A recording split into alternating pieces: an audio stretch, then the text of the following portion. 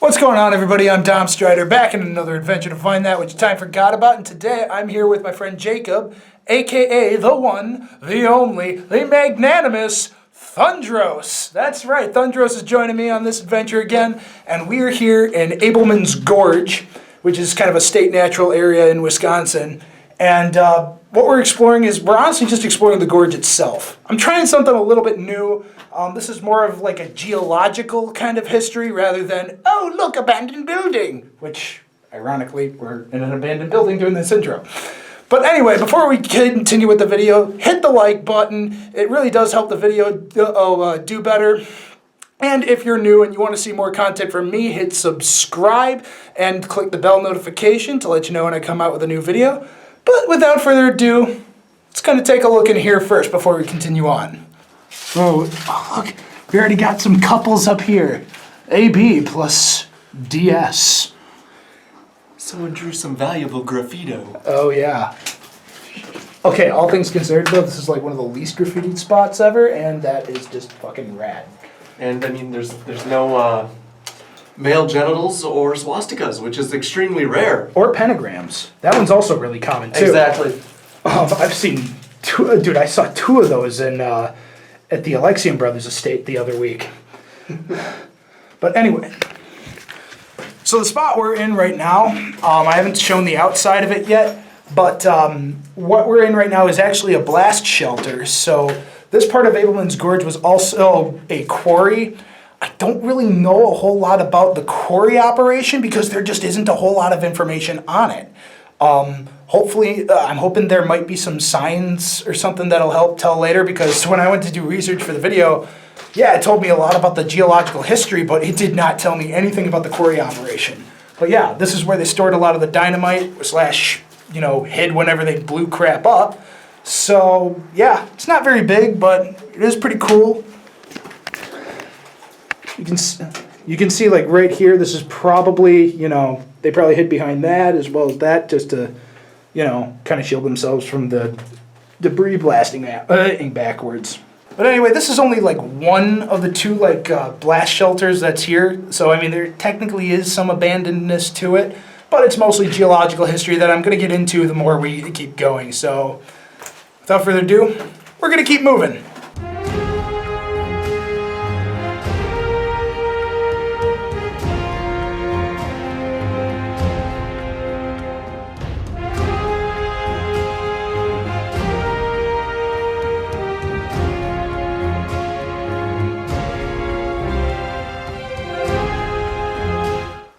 Well, I don't know how well you can see it, guys, but there's a path going this way. There's also a path going this way.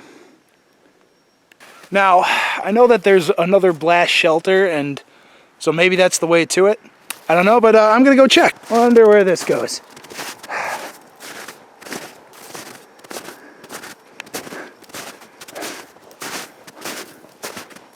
How you holding up back there, pal? I'm alive. You're alive? You're not dying of hypothermia on me, are you? Nah. No? We'll save that for next week's episode. Did you hear that, guys? He just threatened to induce me with hypothermia. Came at me with a chainsaw and everything. You saw it here. It all happened. I'm so vicious. You're so vicious. You are. You're like, good Lord.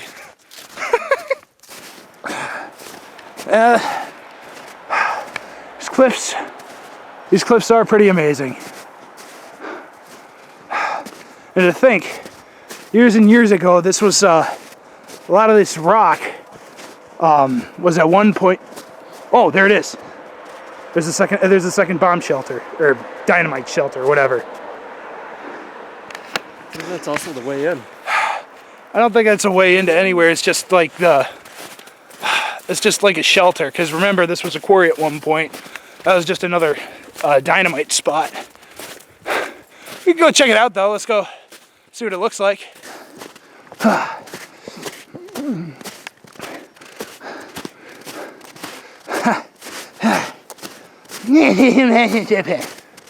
Wait, what the hell?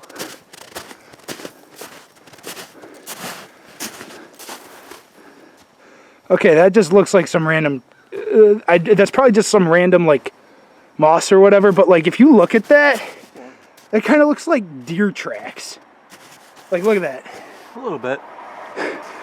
You think Bambi just got pissed one day and was just like, I hate this place, and just like, I don't know, kicked it? That'd be funny. But anyway, let's see what's inside.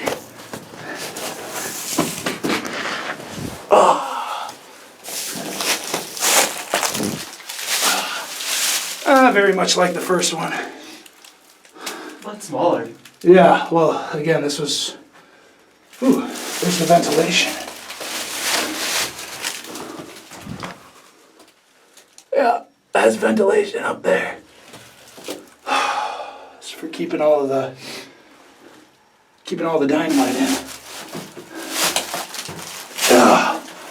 Yeah, nothing much to see, but hey, it's pretty cool. And you can even see, like, up here, that they actually did pave it out. Yeah, pretty cool spot. All right, guys, I think this is the quartzite they were kind of talking about. It looks more like granite, though, but maybe that shiny stuff? I don't know. One of these, though, is, or maybe it's that one over there. It's called the Van Hise Rock. So who was Van Hise? Well, I was just reading the sign back there. Van Hise was a geologist, as well as the president at the time of the University of Wisconsin. He led a lot of geology research here, and because of that, he discovered a lot of things about geology and how, and especially metamorphic geology, how mountains form, stuff like that. So as we're moving through these woods, I kind of want to take a little bit of time and explain what Jacob and I are trying to find. And we're trying to find like a sample of quartzite. So many years ago, like millions of years ago, the area that we're in right now, called Ableman's Gorge, was once the area of an old ocean. And some of the rock in here, like sand, which is a mix of sandstone and quartzite, it formed that way because it was actually the bottom of the sea floor at one point. So basically all of the sediment along here started getting eroded into the ocean. And all of that sediment was building up. It was starting to form sandstone. It was starting to form quartzite. And that was all piling onto the seafloor. And at some point, the seafloor kind of started rising, and it broke off and like started forming, you know, some of these cliffs. So I'm trying to find a good example of like what that looks like. What I'm looking for specifically is like a rock that kind of looks a little wavy, because that's typically what, you know, the ocean floor kind of looks like. But yeah, so that's kind of a rough idea of what Jacob and I are trying to find. I'll try to like explain it more if we can find a piece. So yeah, I'll see you guys then.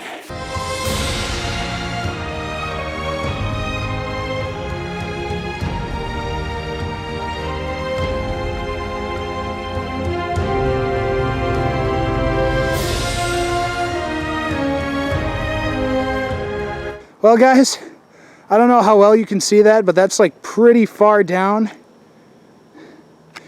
Jacob and I just climbed all the way to the top of this bridge. And we found nothing. Nothing. Yeah, I'm not gonna lie. I'm feeling kind of cheated too. I'm really hoping to find something up here. Find some of that quartzite slash sandstone that I've been reading about. I'm sorry, man. I feel kind of stupid. We better find something soon. Yeah, we both feel pretty beat. Remember, kids, word of advice from Thundross and Strider: if you're gonna climb a mountain, make sure you're prepared for it first. Don't be like us idiots. So, yeah, work out and eat your green vegetables. And bring a map. For God's sakes, bring a map. Well, guys, I mean, that looks a lot like it. I don't know how well you can see, but there's autofocus. There we go. Yeah, there's a lot of kind of like ripples into these rocks.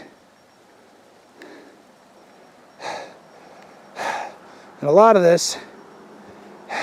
these are carved from just erosion, just wear and tear over time.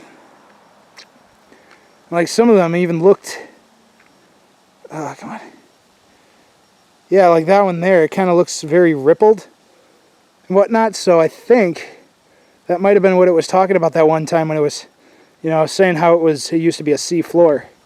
Now, you might be wondering, okay, well, if that's like the ancient sea floor, then like how did it get like that? How did it get like, you know, from looking like this to looking like that? According to some of the notes that I read, like, you know, remember that a lot of it was formed because sediment just kept pouring down onto the seafloor. But also, and again, I'm not a geology expert. I'm just kind of going off of what very little I've read. But there's a concept about tectonic plates called seafloor spread, and I'm thinking it had something to do with that. So what happens is that remember, the Earth is built of tectonic plates, and sometimes those tectonic plates, you know, they move. And sometimes when they move, when two tectonic plates that are on the ocean, they start spreading. It's called like seafloor spread. And what can happen is that, you know, sometimes those plates, they have to go into somewhere. So they're going to go into other plates. One of two things can happen. Either one, it can form a ridge, like a canyon of sorts, or two, it can form, you know, big, like ridges like that, like mountains almost. So I'm thinking that's pretty much the same kind of shtick that happened here. Yeah, just on a much more massive level. Yeah, this was all an adventure just for some rocks. I'm not gonna lie, I feel bad. We climbed a mountain for some friggin' rocks. Oh. Well, that's going to be it for today, guys. I hope you liked the video. It's a little bit different than the stuff that I usually do, which is more along the lines of abandoned places and ruins and stuff like that. But, yeah, just thought I'd try something new, so let me know what you guys thought down in the comments. Also, for those who've been watching a little bit, you might notice that I did the intro and outro a little bit differently, so let me know what you think about that. Do you prefer car segments like this, or do you prefer me just kind of talking about it at the location? Whatever you think, comment below, let me know. Also, make sure to press the like button. It really does help the video do better. And if you're new and you want to see more content like this, hit subscribe and put the bell notification on. I try to post every Friday at about 5 Central Time. And, yeah, so you can look forward to that.